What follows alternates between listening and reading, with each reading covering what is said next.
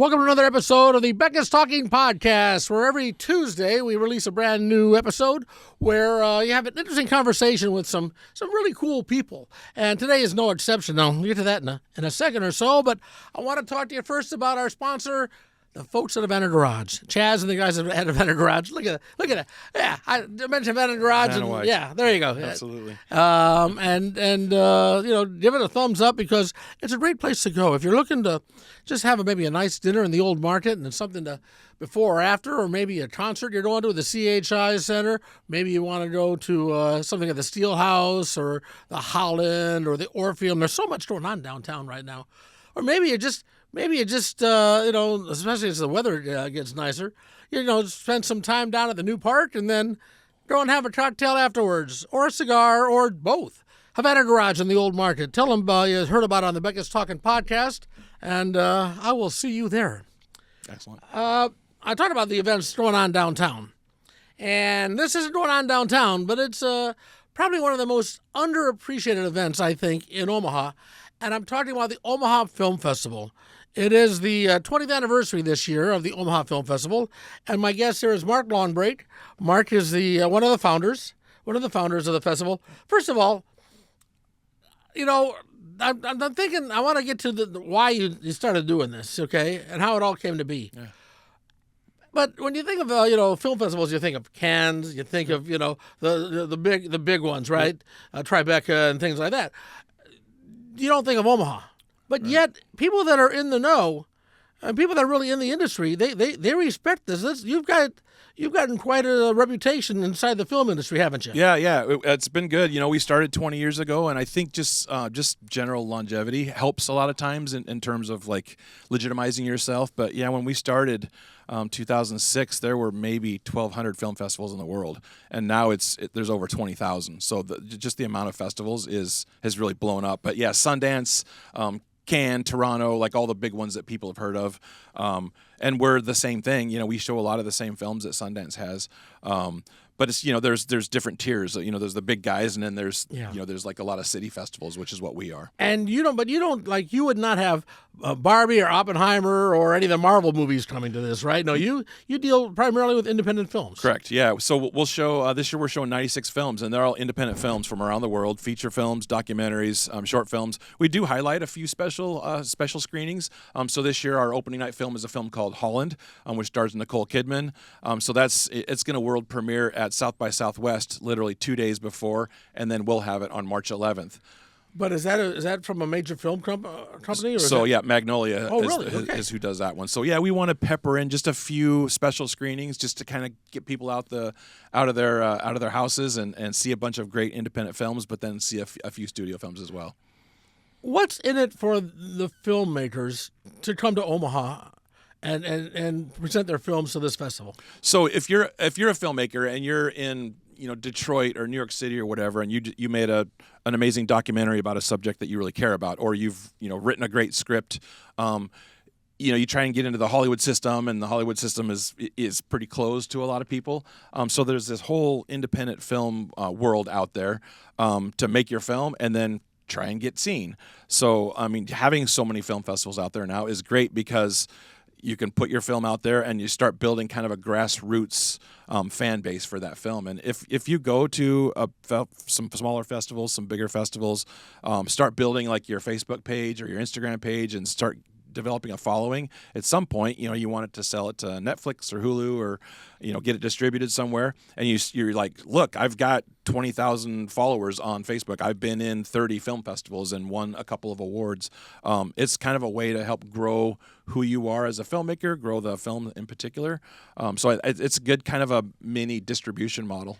If you're an independent filmmaker, not a small film, and it's not a great film, but it's not a bad film. Okay. Can you make any money on the streaming services, to actually have it be seen? Or, because sometimes I go through these streaming services, and I look at them, and they've got 800 million different things. So much, yeah. And nothing I want to watch. Yeah, I think... the streaming thing is kind of new. It's new and it's amazing for people to kind of get their stuff shown. But I think a lot of times if you're a nobody and you've got nobodies in your film, maybe it's great. A lot of times Netflix isn't going to give you a huge contract. It's tough to make money in that space. Do they get a pay up front for the run, or do they get like so much per click? Yeah, I think every contract is going to be different, yeah. and then and the big guys, the Amazons, the Hulus, they're gonna squeeze you for as much as they can get. And I think a lot of times filmmakers are like I just want it out there. I want it on a big platform, and I want it to be seen because that's kind of a feather in their cap, and then it's something that they can show people. Because honestly, I think every one of these filmmakers wants to make the next one, right? So Sure. if they can say, "Hey, my film's on Amazon Prime, go look at it," then when they're out there trying to sell their next one, they can show people like, "Well, it was good enough to kind of be distributed." Okay, let's talk about how this whole thing started. Okay. You've been doing this for 20 years. Yeah. Okay, what made you think this is something we want to do? Yeah, it's a great question, and I've told the story kind of a lot, but it's a good one. We're Jeremy Decker, Jason Levering, myself. We're out at a small film festival out, I think, in Hastings, Nebraska, and just a real small kind of performance theater with a little projector and a projector on a card table and a screen on the stage, and we watched for, I think it was 3 days. We watched a bunch of independent short films, and I think they had a couple documentaries that were made by Nebraskans and South Dakotans and Iowans, and it was really neat to see independently made things. This is probably 22 years ago. It was cool, but the thing that really struck me was after the films ran, we would go out to the bar with all the filmmakers, and I'm like, oh, we've just found our tribe. We found the people that we kind of want to be around and want to hang out with, is these artists, creators, actors. So on our way home from that trip, that fateful trip, Jeremy Decker sitting in the back seat's like, why doesn't Omaha have a film festival? And I know a few people had been talking about it in town, but had never executed it. So it's like, well, let's just pull the trigger and make it, So Jeremy really took it on his on his thing, and just like, I'm gonna figure it out. And he contacted a bunch of festival directors around the country and read books and put together kind of the framework that we still use today, 20 years later. So it was all Jeremy's fault. You say you found your tribe at the, Yeah. first of all, the Hastings Film Festival. It's just, All right. it's Yeah. just. But no, if you're listening in Hastings, no offense. We love you guys. Yeah. If it wasn't for you, we wouldn't be here. Yeah. And it was just a one-off. It was guys that weren't even from there that just happened to be there, and they just put a film festival up for a few days, and they've never done it again there. You say you found your tribe. Yeah. Let's talk about the tribe here in Omaha, because there really is a somewhat vibrant independent film community here in town. Yeah, it's pretty grassrootsy, and and just about any art, just about anywhere, like photography, musicians, all the different art disciplines. There's people, if you're ceramics, there's people, and you just have to find them, right? So, and then, like what happened to our music community here in town 20 plus years ago, all of a sudden it starts popping and it starts getting some national, some notice. And that kind of, helped put Omaha's art scene on the map, with Saddle Creek Records and things like that. So, yeah, we've got a bunch of filmmakers, a bunch of young filmmakers here in town that are really trying to do great things.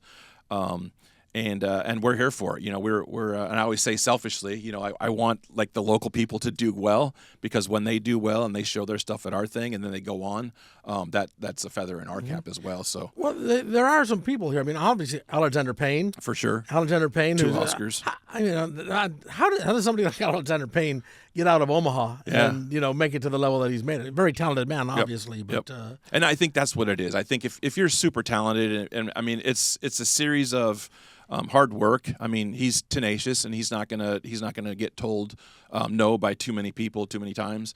He's just gonna keep moving forward, and I think that's what anyone that's successful. I think a lot of times you'll hear them say, no's don't really matter. You have to kind of push those off to the side, and you just got to keep moving forward. And that's what he's done. And he found his voice, I think, pretty early on. He's got a unique voice that not everybody has. Yeah. That people appreciated, but way back when he first started. And I think that's what it is. So if you're tenacious, if you move forward, if you don't worry about people telling you no, if you have a voice, if you have a unique voice, I think think people are going to find you. I think you're going to, eventually, if you yell enough from the mountaintop, right, eventually people will find you, and that's what's happened with him. When I was doing stand-up comedy, a lot of comics had a slogan. They said, you were going to get your big break the day after you gave up. For sure. And when you mentioned tenacity, that's a lot of it. I Yep. mean, I can only imagine what would have happened if I hadn't given up. But, Yeah, exactly. but I also realized that my talent was limited. In that, and at some point in time, you have to realize, because I'm sure that not every film that is presented to you is quality stuff, right? Most. Yeah. Yeah. Okay. So most aren't, right? Most aren't. Yeah. How many films are submitted? We've got up to 1,000 one year. I think this year was closer to 700. So we get a lot of stuff, and then we've got a team of about 24 people starting in May, going through the end of the year, that weed those down to the 100 that we eventually show. So really, you start in May planning for next year already. Yep. Oh, by the way, I've been remiss. When is the Omaha Film Festival? March 11th through the 16th, Exarban Cinema. We're real big on Buy Omaha. We're real big on like supporting local, and which we absolutely do. Exarban Cinema is locally owned. The Barstow family owns that, and then a bunch of other theaters. They own the ACX kind of out in Gretna, and then some other theaters around the country, and then a couple restaurants here in town. They just bought Site One Brewing and Backlot, which is amazing Detroit style pizza. So we love the Barstows, and we love Exarban Cinema. It's right in the middle of town. The Hilton Garden Inn is our host hotel. It's attached basically, and all of our parties are within walking distance. So we tell our filmmakers, they come in from wherever, if they're used to going to a festival in New York or LA, and it's kind of a pain getting around. And I'm like, get yourself from the airport to our hotel, and then you can walk the rest of the time. And by the way, the Exarban Theater, it's a great place for something like this because you've got, how many theaters are there? 12? There's 10 in that building. 10. Yep. 10 theaters. So are they all used for the Omaha Film Festival this week? We'll take 3 of them. We'll take 3 of them. Yep. So we'll be able to go and check out. See some shorts in Theater 4. Then when those are done, walk over to Theater 6 and catch a documentary and just hang with us for 6 days. Yeah, let's talk about the different categories you have here, right? So narrative feature films, we've got feature-length documentaries, and then we've got 10 short film blocks. So I mean, and just theme-wise and topic-wise, we have a little bit of something for everybody. So there's a ton of great choices. If you look at our omahafilmfestival.org, we've got every film listed. You can read synopsis. We've got some celebrities listed in some of the movies. You can watch trailers and kind of figure out what you want to do for the week. Okay, you talked about you're really pro Omaha. Yeah. We like to be. Yeah, okay. Yeah. Obviously, not every film that's going to be shown here Correct. has Omaha connections. Correct. But some of them do. Correct. Yep. What So do we've you got we're truly international. So we've got foreign language films and subtitles and films from around the world, but we absolutely want to highlight our local people. So of those 10 short film blocks, 4 of them are dedicated to Nebraska films. So we've got a block Wednesday night, Thursday night, Friday night, Saturday night at the end of the evening in Theater 4, our biggest theater, that's all only local shorts, which is great. We've got like Creighton University, their journalism program always enters films. So we've got a bunch of those in, and just all of our local creators. And, the shorts are kind of the easiest way to really make a film. Like we can go out and, like we were talking earlier about, we want to make our own film too. And it's so hard, but to make a feature, it's very tough. But to make a short, if you want to make if you got to come up with a great idea and get some friends together, you can knock out a 5-minute short, fairly easily. So that's what a lot of these are. They're weekend warriors. There's people that are, wanting to get out and just, tell a story and make something. And then we've got like our local production companies that are pros and they have all the equipment. They bring in a celebrity or two. So we've got, kind of a wide range of the Nebraska stuff. And then this year we've got 2 documentaries, feature-length documentaries that have local interest as well. Let's talk about those because one of them I have a bit part in. Yeah, yes. yeah, you may or may not be in one of them. Yeah, so, Yes, so we'll see. I'll tell you about the other one first because you're probably not in the. There's a 2023 the Nebraska volleyball team. No, I'm not on that one. You're probably not on that one. But a documentary from ESPN. crew from ESPN followed that team around in 2023 and just kind of their journey to like, are they going to make it to the finals? So that's an amazing documentary. It's 60 minutes. Like you've seen parts of it like on ESPN, but now we've got the never seen before the 60-minute feature length version of that. Is this something that ESPN put together or something that ESPN is an ESPN film? Yeah. Oh, it is. Yep. Okay. And then I was talking to them and I'm like, hey, by the way, some of those players from that year are playing in the Omaha, pro leagues now, and they're like, I know. So we're gonna try and, we'll see who shows up for that, but I think that will be a fun screening. And then the one that you are excited about is the Roseman of Omaha, which I know you've talked to Dean in the past. Yeah. So. Okay. So this is everybody that you've ever been to Omaha, maybe you've seen him at the Vanna Garage. Dean is the man who goes around selling roses. Yep. Roses in the bars on the weekends and sells roses, and he's autistic, and people tend to just, like I said, judge a book by its cover. Yep. But when you dig a little bit deeper into Dean, he's a fascinating man. Right. Yep. And that David Weiss, the director of that, that's the story that he wanted to tell. He wanted to find. He met Dean and got to talking to him and found out wow, there's a lot more depth here than what might meet the eye. So just about anybody that's been in the Old Market area or he spent some time in Lincoln and has run across him if you're in the bars or in the restaurants, so and I think everyone that runs across him forms an opinion fairly quickly. Sometimes it's positive, sometimes it's not. Yeah. And Dave thought, this is an important story to tell about, for sure about Dean, but about humanity and how we think about each other and how we treat each other. And just a beautiful documentary. I know he's been working on it for several years. And, I think he's probably working on it as we speak, trying to get it done because it's going to screen here in a month. So it's getting its world premiere in Omaha, right? And it'll be world premiered with the Omaha Film Festival, correct? That's very cool. Yeah. So that's just one of them. What else? Christine Burright, a talented writer and director. Yep. She has a few shorts in there too, right? Yeah, I think 3 of the shorts that she worked on over the last year. One of them that she directed, she didn't write it, was from 2 years ago, but they're kind of finally finishing it up this fall. So that'll world premiere with us. And then 2 other of her scripts, and she directed them as well.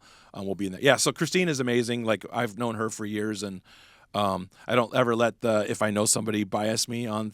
I send out rejection notices to so many people that I'm friends with, which is the worst. I always say that date in the middle of January is the worst day of my year because we have 700 plus films this year and we have to get it down to 100. I'd send out a lot of sorry, it's not going to work this year. But you're not the one making the unilateral decision, so it's. I've got a whole team, and and the thing that I tell people is, and because I think it's important, and I know when you're getting a rejection, a lot of times you don't hear, but I do say, and I think it's important that just because we didn't select it doesn't mean the thing that you made is bad or anything. It's it will probably find a home somewhere else.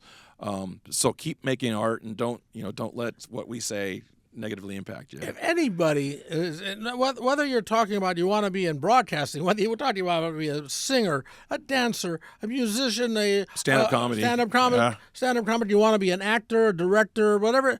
Okay, read a biography of anybody in that field that's been successful, and they will just tell story after story of the rejections and the doors being slammed in their face. Yep.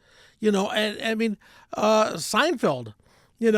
Almost never got on the air. Yeah. Right. There were so many instances here of successful people that, matter of fact, the Beatles originally went to Decca Records, and Decca said, "Nah, guitar bands, they're not popular anymore." It's right. Not our thing. Yeah. And Decca was wrong. Right. Yeah. So you got to sort of keep on having that attitude. Yep. To keep going, and you got to have really, really thick skin and be able to, like you said, knock on other doors, have that tenacity. Yep. Take that rejection as it's not a good fit here. Maybe it's a good fit here, or I can learn from this. Maybe my next project will be better or different, or So keep moving. I mean, our buddy Nate Bargatze, who was just we just saw him a couple days ago. He was in the trenches for 20 plus years and. I mean, was an opener and a feature here in Omaha for so many years, and now all of a sudden he's the #1 selling comedian in the planet. That was the thing. I did not realize that Nate Bargatze was a feature act here. That he had played Omaha numerous times as basically a nobody, just a guy. Yeah, this is one of the many comics that come through town, Yep. and he finally hit it big. And when he hit it big, he says, "I got to work out some new material. I'm going to come to Omaha for some shows."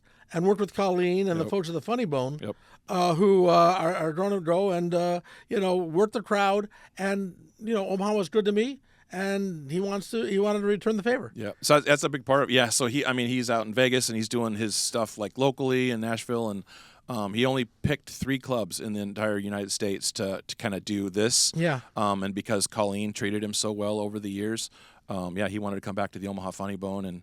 We were one of the 3 clubs that he picked. So I know that the Film Festival in the past has worked with the Funny Bone on some stuff. Yeah. Are you still with them? Are they still working with you on that? Yeah, when we were at Village Point, which is right across the street from the Funny Bone, Colleen would come over and their whole Daisy would come over, and like some of the comedians would like want to book their slot in Omaha during the Omaha Film Festival because they'd want to like do their show and then come over and watch movies, So that was Village Point. Now we moved over to the Exarban Cinemas, so we're not as close, but Colleen has absolutely stayed in touch. And, her son is the marketing guy for Liquid Death, so she gives us a lot of Liquid Death product that we can give to our filmmakers. And so that's awesome, and we love having that relationship with Colleen and Daisy and that whole thing. They're good people. Yeah. And one of the things that I know you've done in the past, and I assume you're doing again this year, is that not everything is all film, is it? You've also got script competitions and script readings. Yep. So day one, it was really important to us. So when we started, the 3 of us, Jeremy, Jason, and myself. So Jason is a screenwriter, and he wanted to, he really wanted to highlight like the screenplays. And we as filmmakers, all of us recognize that if you don't have a good screenplay, you're never going to get a good film. So we always wanted to make sure that we had something for the screenwriters. So we've had a screenplay competition since day one, which is great. We're just 3 dudes, we don't have any credits as far as notoriety or whatnot. So we reached out to Lou Hunter, who taught out at UCLA in the screenwriting program for forever. He's from Nebraska. So we just kind of sent a cold message like, hey, this is who we are. This is what we're doing. And he jumped on board that first year and read like all of our scripts. And so we had some pedigree like from day one in our script competition. And then we've kept that going. And probably about maybe 13 years ago, we'd be walking the halls like during the festival, and people would walk up and be like, "Hey, the films are great. Like, how do I watch the screenplays?" And we're like, well, "You don't really watch screenplays, and they're not ours. They're the writers, so we can't really give you access to them." And we wanted to really figure out like how best to get some of the screenplays in front of our audience.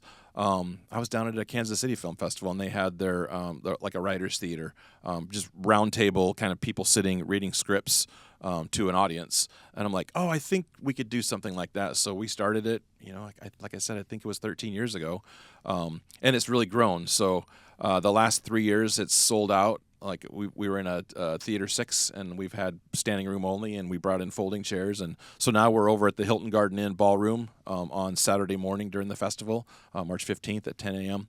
And we'll be in the ballroom, and we'll have, it's actors, and it's holding a script and reading, but it's also performative. Some of them are off book, and so you're kind of watching a stage play.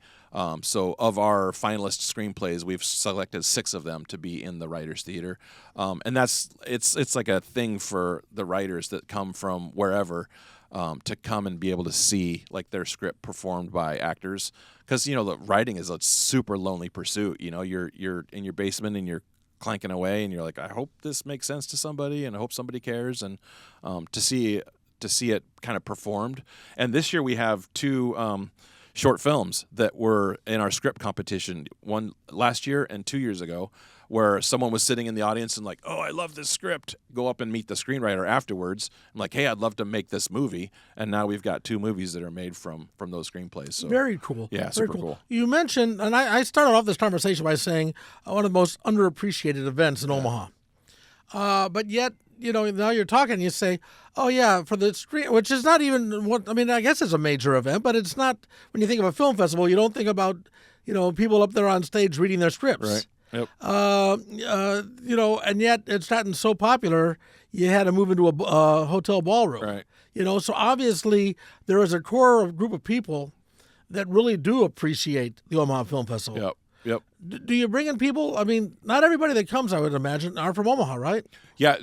We have people travel in. So the filmmakers for sure come in from, and that's the thing that after 20 years, it still blows me away to know that like there's a filmmaker in England and there's a filmmaker in South Africa, and they're going to fly to Omaha in March to attend our film festival. And that's just something that that will never never not like excite me, and I think that that's pretty cool because and it's because of that sort of legitimization that's happened over the 20 years. We've been on, like, Movie Maker magazine puts out a like top 50 film festivals worth the entry fee, and we've been on that list 4 times in our years.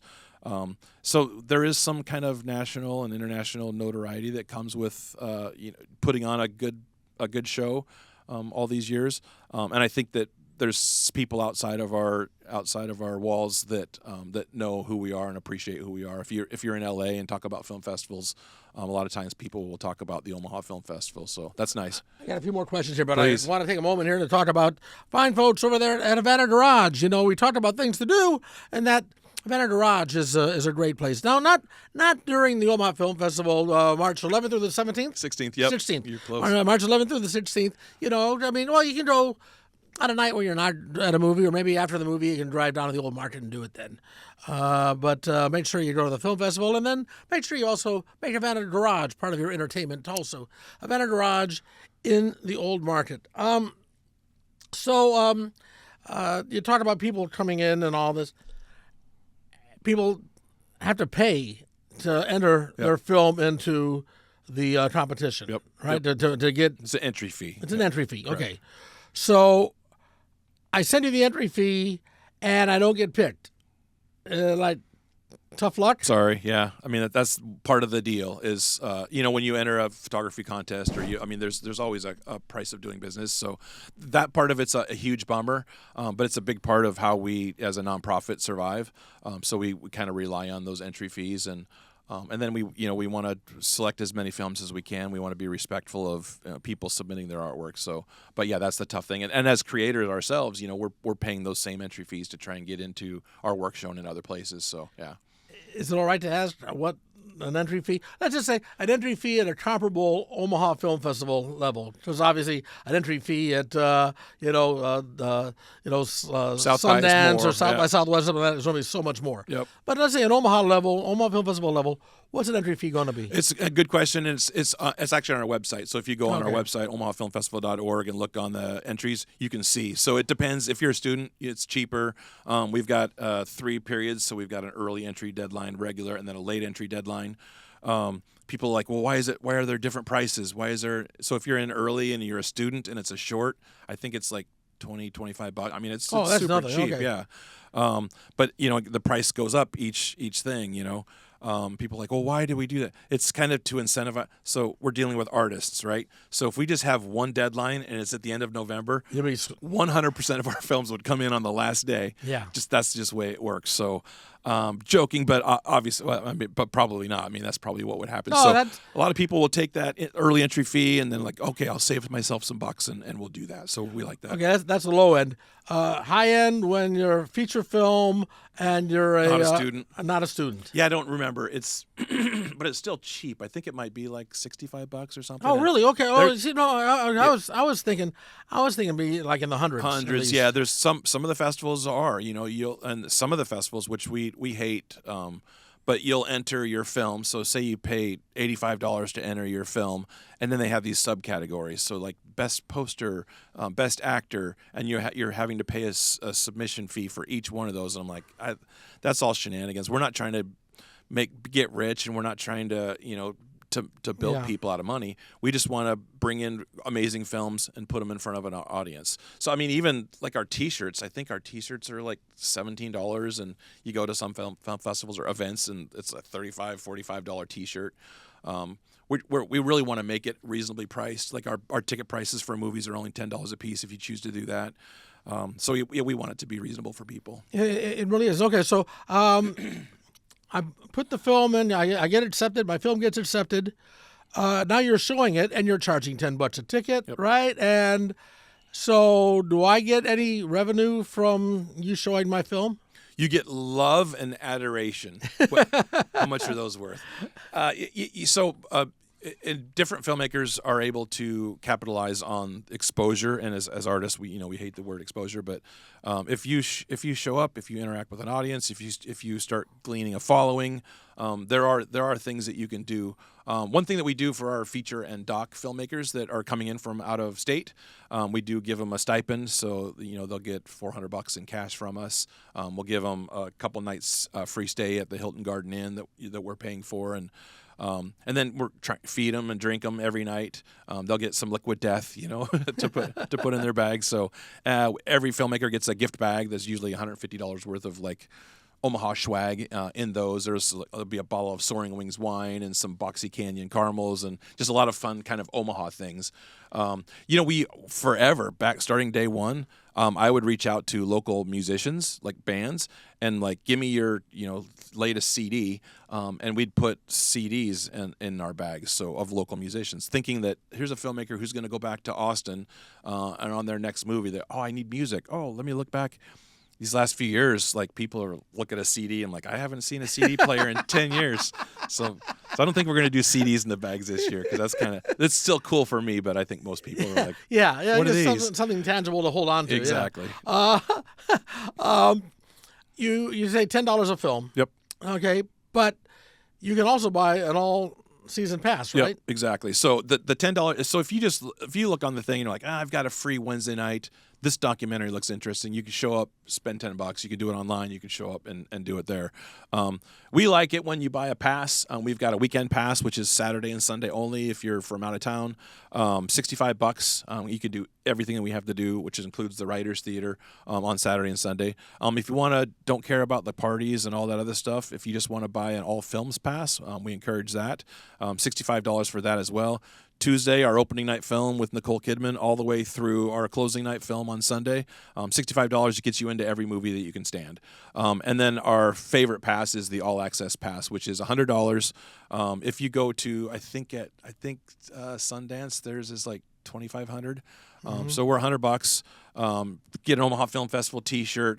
Get into every party at night. Real interactive with all our filmmakers come. Which is great. So I think most of our 23 in competition features and docs, I think 21 of them have filmmakers in attendance. So it's a real good opportunity for you to like hang out with them, hang out with other attendees. Like what happened to us 22 years ago. Find your tribe. Find a bunch of other cool people. Well, that's new. After the film, not everyone, I don't think, but most of them, you have question and answer discussions with the filmmakers and with the cast and whatever. Yep. So you can watch the film and then ask questions about it and see, how did you come to this conclusion? Why did you do it this way? What happened, in a documentary? What happened after you stopped filming? Right. I mean, there's a lot of great stories that go along with the films themselves that you don't have a chance to do when you just wrote a regular movie. But here you will have directors and actors and producers and writers that are all there that will answer questions and interact with the audience. Yeah. That's honestly, for me, just personally, the way I'm wired, I would almost rather talk to an artist than consume their art. I'll listen to your song or I'll look at your photography or whatever, hear your stand-up comedy, but I'd almost rather like afterwards, like let's talk about like your process and things like, because that's what really interests me. And I think there's enough people like me that are kind of wired. And just about any time you watch a movie, whether it's Dune or Barbie or what, you always have questions or comments or thoughts. And if the person that made the film is standing there right there in front of you, like I think that's a really cool opportunity to be able to interact with them. And if you're too shy to ask in front of 250 people, like you'll see them in the hall. You're like, hey, walk up to them. And because these filmmakers are, like we talked about at the beginning, they're just trying to get their film out there in the world. So if someone walks up and like, hey, I really loved this, that they appreciate that. That's what they're looking for. Now, I understand why, an independent filmmaker, somebody trying to get their foot in the door and all that, would want to be in a festival like this. But you mentioned you've got a film with Nicole Kidman, right? Produced by a major film company. Yep. Then you've also got one. The closing one has. Yeah, The Assessment stars Elizabeth Olsen. Hot off of all the Marvel movies that she does, and Alicia Vikander. So, so that's another. So these are big. These are big. Just more names. studio releases. Yeah, big studio releases. Why would a big studio release want to be in a film festival like Omaha? Yeah, it's a good question. It's so the not the studios but the distributors. So like for the Assessment is Amazon, and they want the world to see the movie, and they want to start the same buzz, that same kind of like get people excited about it. Because once you put a film on Netflix or Amazon or wherever you put it, then it's there, and then people are scrolling through, and they're looking at the 8,000 films, and so they want people to kind of have a reason to click on that thing. So now if the Omaha Film Festival, we've got 270 seats to fill for the Assessment. Now if we've got 250 people in that room, they're going to go out and talk about it. Like I saw it before everybody, and now their friends are and they're hoping to just generate some like more eyeballs on each of these films. And do they do any market research with the audience that they're coming out? Yeah. So Amazon is real good about some studios do that, some don't. I don't think Magnolia has sent out people in the past. Like Visit Films, we've shown a bunch of their films in the past. I know the Amazon, the Assessment, they will have a couple studio reps here, and they'll ask questions as people come out. They'll get their thoughts on the movie and things like that. So yeah, that's a big market research deal. Yeah. And then it is how the game has changed so much over the years. They go and they put it out in a theater release for even just a week or two. Yep.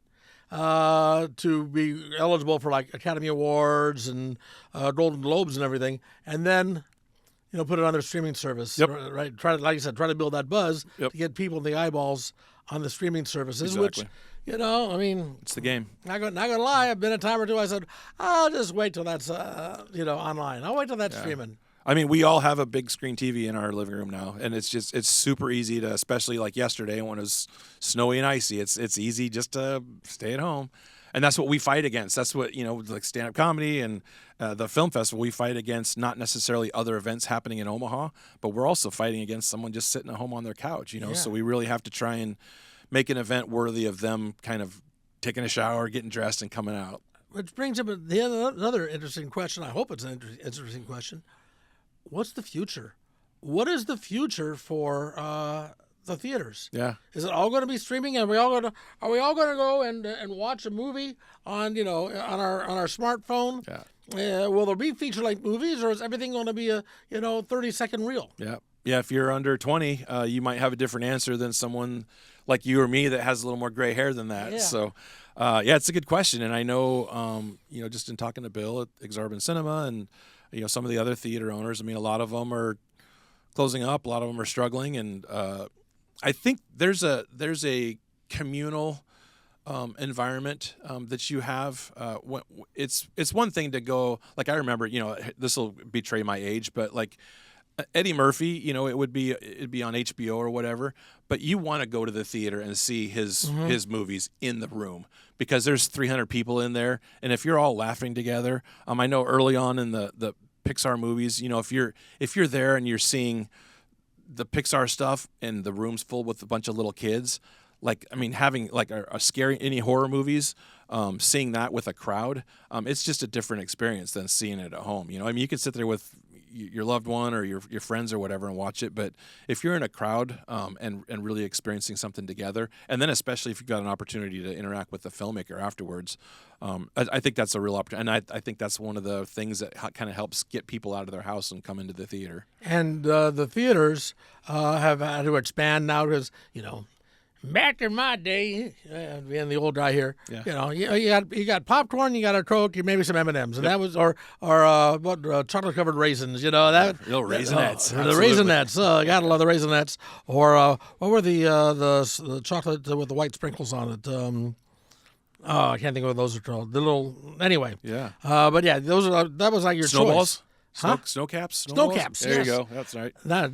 Good job. Awesome. But those are options. Yeah. Right now, now you've got, you know, Hot dogs and alcohol and pizza Yep. and so many other things to It's choose. full restaurant. Yep. Yeah. Yep. So yeah, which is nice. You can come out and kind of do your whole, and that's what I think kind of the model that Exarban Cinema wants to do is have. So they've got the backlot pizza right next door, and they kind of want you to come out for the evening and just kind of spend your time in that building. You know, you can order food, you can watch the movie, you can hang out in the bar afterwards, and just sort of be in that one place. And that's one of the nice things about, there's parking garages at Exarban. In the village, so if it's snowing, if it's cold, and if it's a nightmare out, like put your car in the garage, walk into the theater, and then spend the day with us. Years ago, I'm thinking maybe about 7 or 8 years ago, before even you went to Village Point, you were out up north at what was it? Yeah, Great Escape. Yeah, Great Escape Theater there, and the weather was just awful. Yeah, weather was just awful, but you still got a good crowd. Yep. Yeah, exactly. So that's nice. I think we have an enthusiastic crowd of just people that love what we do, that are always you look out in the crowd and like, oh, I recognize these people, and I love that, but I love it even more when I look out at the crowd and don't recognize anybody, because like, oh, people saw me on Tom Becca, so they're like, I'm gonna come and see you. I've never heard of the Omaha Film Festival before, so bringing in your group of people and then more people in the city, I think is exciting for us, and let's build a new crowd. March 11th through the 16th Yep. at the Exarban Theater. The Exarban Theater. Yep. You can go and see a number of films. Also, the website is what? OmahaFilmFestival.org. OmahaFilmFestival.org. Yep. Go on there. You can take a look at some of the trailers, take a look at the synopsis of these films, see what you're sort of interested in. The whole schedule, yeah. And by the way, go and try something. I don't know if I want to see that. Go and expand your horizon a little bit, so because you don't know, it might be a hidden gem that you don't know, Yep. But I'm really looking forward to the Roseman of Omaha. Yep. Because that, but I'm also looking forward to a lot of the other films that I've seen, some of the shorts that I've seen on there that are really, I think, very interesting. Yeah, the short film programs are amazing because it's like you'll hear 8 different stories in 90 minutes. Yeah. From 8 different points of view, and always fantastic. And these are. Hey, I made a short film, and these are going to be our directors of the future. They're going to be the people that we follow in the future. And we've got one. I know you're wrapping it up, but we've got one short film from she came to our Off Academy, which is we do 2 days of education for a film. She came to our Off Academy and kind of learned about film in 2 days. And then she, fast forward several years, and she's working on a Coen Brothers film, and she's made her own short film. And it was just at Sundance, and then we'll have it at the Omaha Film Festival. Okay, so. Now, first of all, you say the Off Academy, Yeah. Omaha Film Festival, OFF. Always, yeah. Yeah. So We try and get cute well, with it. I talk about that. But what is that? What is the Academy? Good question. And Christine, we talk about Christine, so she helps with the screenwriting part of that. But it's really this is our 10th year for it, and it's really turned into the coolest thing that we do from my perspective. It's 2 days of film education. So Thursday, Friday, during the festival, during the day, kids from local area high schools will come in, hopefully with film interest, and we'll have 100 students in there. And we've got industry professionals. We've got cinematographers and sound guys and screenwriters and producers and directors. And on Thursday, we'll make a 1-minute short film, and we'll have the kids holding the boom pole, and we'll have kids behind the camera, and with all these mentors kind of around, and we'll have 2 professional actors, and they'll perform a 1-minute. We'll set up lights, and the kids are right there with it, and then overnight, we'll have an editor, David Weiss. Even though has his own film, he will edit together what we did, and we'll show it to the students the next day, so they can actually see the thing that they worked on, and then they'll have an opportunity to interact with all the filmmakers, and then our lunch and learn. So all of the filmmakers that are coming in from out of town will be here. We invite them to a lunch and learn with them on Friday. So 1 filmmaker per table, 8 students around the table, and then they can talk to this filmmaker every 20 minutes. We have a buzzer that goes off. Is that only for school age kids, or? Yeah, it's high school age kid, and we do have a lot of people like, oh, I would love to go to that, and I'm like, I know, it's because it's awesome, but yeah, it's we limit it to a high school age kid. If we bring in some older. we want it to be a safe space for the high school kids, and we want it to be a comfortable space. Sometimes you're like, I'm an awkward high school kid, and now all of a sudden, if there's a bunch of adults sitting at your table, you're not going to say anything, right? So we want to make it a safe place for all of them. And one of the things we do is like you'll have Papillion La Vista South, they'll show up with 20 kids and they'll all sit on 2 tables. I'm like, nope, like 1 person per table. We really want to spread people out. So now you're sitting with Benson kids and Elkhorn kids, and so there's 7 new people that you have to work with and interact with. So that is very cool. Yeah, it is neat. And one of the things, so we knew that it was going to be cool for the kids, because that's why we built this. But the feedback that we're getting is from the filmmakers that come in, and they'll sit down and they'll interact with these students, and then we'll do like pitch contests in front of everybody. And the filmmakers that come in are like this is, I've been to 100 film festivals. This is the coolest thing that I've ever been a part of. I'm like, oh, the filmmakers are getting something out of this too, because they're not, they know that they're not Martin Scorsese or Brad Pitt, right? They're made their independent film, but now all of a sudden they're in this room and they're looked at by these kids in the same way, because like, oh, you made a feature film or you made a documentary, so they all of a sudden kind of feel, it fills their bucket. So. Yeah, it fills their ego a little bit there, but at the same time, the kids get something out of it, and for sure, it sounds like a great event. It's amazing. When you're coming from Hastings, yes, and you're talking and saying, "Hey guys, you think we ought to do a film festival in Omaha?" Yeah. Did you ever envision it would get to this point? No. Yeah. I mean, I don't. I mean, literally every year, the week after the festival, the 3 of us would get together and like, do you want to do it again? Like, should we do it again? And every year, like, yeah, let's. All right, one more.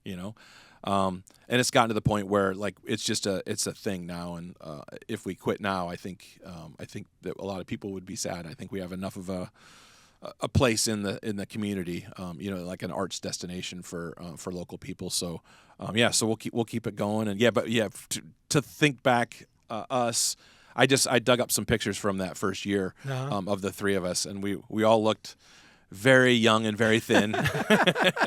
Hair was darker. Hair was a lot darker. Okay, how many people did that first one? How many Attendee-wise? Oh, it's a good question. Yeah, hundreds. Certainly not thousands. Now you got thousands now. Up, so yeah, very cool. So Marc Longbrake with the Omaha Film Festival, March 11th through the 16th at Zarbin Theater. Treat yourself. Buy the all-access pass. Buy the all-access pass. Not only will you be supporting a very cool event here in Omaha, but you'll be able to go to some of the after parties if you want. You'll be able to go to any film that you want to go see. Well, I assume every film, but what happens? I buy an all-access pass, and I get there. Here's the rub. Yep. Yeah, I get there, and the theater's already full. What happens then? Well, yeah, so, we recommend getting there 25 minutes early for that very thing. We had 7 sellouts last year, so we bring in folding chairs, and a lot of times we'll say, I mean, I know you wanted to see this film. There's an amazing film right across the hall. Go check that one out. So that is one of the risks. Is there's going to be some sellouts, and so some of these films are people are going to be excited about. We didn't talk about it, but Porcelain War is one of our documentaries that screens on Sunday. It's Oscar nominated. So it's going to be can't be here because they're going to be at the Academy Awards. So that's kind of the caliber of films that we have. So we'll have 3 things going on in 3 different theaters: shorts here, a feature here, a documentary here. Maybe this one will sell out. So hopefully people are flexible and like, I'll sit in a folding chair for an hour and a half, or actually let me go and check out this documentary. But come early. That's my recommendation. Marc Longbrake, thank you for your time. Thanks, and continued success. Thank you for listening. Thank you for watching. If you haven't done this already, like the Becca's Talking Facebook page. You get some behind-the-scenes pictures and stuff like that in there. Get the behind-the-scenes look at what some of the things we're doing here. Also, we can interact. You got any questions, anything you want to talk about, any suggestions for a guest? All there on the Becca's Talking Facebook page. And, of course, it's all brought to you by the fine folks in the old market of Havana Garage. Woo-hoo. Right, Havana Garage. Tell them you heard about it on the Becca's Talking podcast.